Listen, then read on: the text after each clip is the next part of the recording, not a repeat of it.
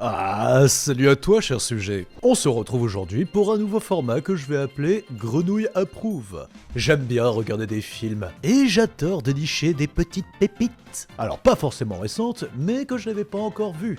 Et cette semaine, je suis tombé sur un petit joyau de Pierre Tchernia réalisé en 1972, Le Viager.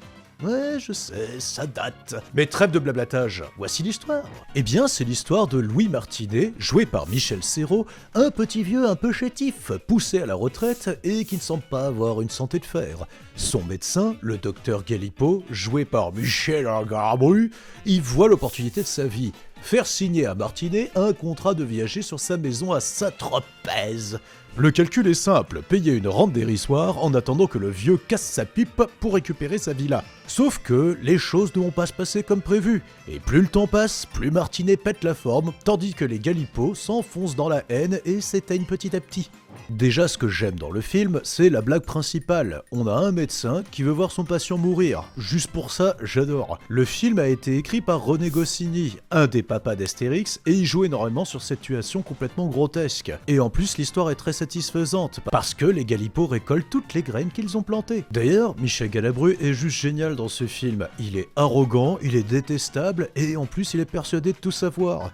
Mais ce qui est génial, tu vois, c'est qu'à chaque fois qu'il fait une prédiction historique, il se plante. Tu vois, par exemple, Hitler au pouvoir, ouais, ça va pas durer, hashtag il y aura rien. Faites-moi confiance. Oui, bon, pas besoin de te faire un cours d'histoire, il s'est planté. La bataille de France, oh, la ligne Maginot nous protégera. Pas de guerre.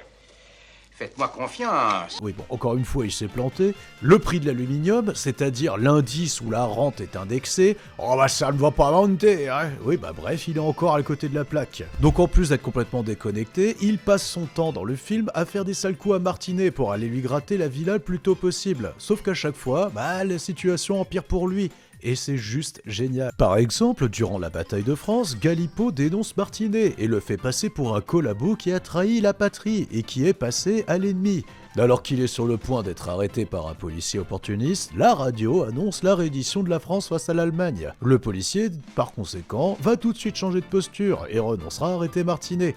Mais Galipo s'arrête pas là, puisque pendant la guerre, une fois encore, il essayera à nouveau de faire arrêter Martinet en envoyant une lettre anonyme déclarant que Martinet est un gaulliste de la première heure et un dangereux terroriste. Mais pas de chance, la lettre sera perdue à la poste. Et c'est à la fin de la guerre, alors que Galipo repart à la charge pour dénoncer Martinet, disant que c'était un collabo durant l'occupation, sa lettre témoignant qu'il est un gaulliste de la première heure sera retrouvée par les services de la poste. Par conséquent, Martinet, qui n'a ni été un collabo, ni même un résistant durant la guerre, sera décoré à la fin. Bref, Galabru l'a dans le cul et Martinet passe de Michel Serrault à héros. Désolé. Vous voyez ce genre de malentendu ? Y a que ça dans le film. Et ces quiproquos vont faire naître une relation étrange entre Martinet et Galipo. Là où Galabru et sa famille veulent voir Martinet mourir le plus vite possible, Martinet ressent de la sympathie et même de l'amour pour les Galipo. Et en fait, il les considère limite comme la famille qu'il n'a jamais pu avoir. Car oui, Martinet n'est jamais au courant des saloperies que lui fait cet enculé de Galipo. Ce qui fait de Martinet un personnage aussi innocent que bon, et ce qui rend d'ailleurs son personnage ultra attachant. Ça explique aussi pourquoi les deux à l'écran sont super. En plus, Galabru et Serrault étaient de bons amis dans la vraie vie. Autre sujet, le film est ultra sombre avec un peu de recul. Même si c'est satisfaisant de voir Galipo perdre son self-control devant Martinet, il vit quand même une sacrée tragédie. Plus le temps avance, plus les membres de sa famille décèdent, et pas forcément de vieillesse. Galabru est l'un des derniers à rester en vie. Et pendant que lui enterre petit à petit les membres de sa famille, tu vois Michel Serrault qui, lui, enterre ses chiens au fur et à mesure des années, quoi. J'adore cette blague, où tu vois les différents kikis barrés sur la niche. Et si vous pensez que c'est exagéré, sachez que la réalité a fait pire. Vous connaissez sûrement Jeanne Calment, la seule et unique.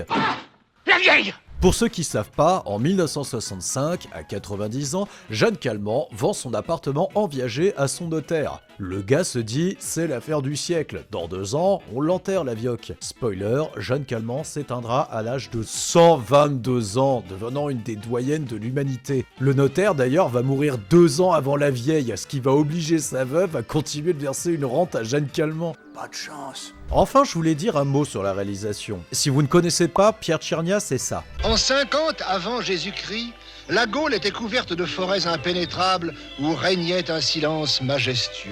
Oui, c'est bien sa voix, mais c'est aussi un sacré CV. Il filme le Sud avec une tendresse incroyable. C'est un décalage entre la douceur des images et la noirceur du propos, et ça crée vraiment une ambiance unique. Quand on voit le Sud, c'est ensoleillé, c'est coloré, là où Martinet y passe son temps. Alors que quand on voit Paris, là où vit Galabru, c'est sombre, c'est lugubre. Bref, Le Viager est une pépite que je vous conseille. Ça a intelligent, c'est cynique, et surtout ça n'a pas pris une ride. Si vous l'avez vu, dites-moi en commentaire ce que vous en avez pensé. Merci à tous d'avoir suivi ce premier Grenouille Approuve. C'était le Roi Grenouille. Et bon vent!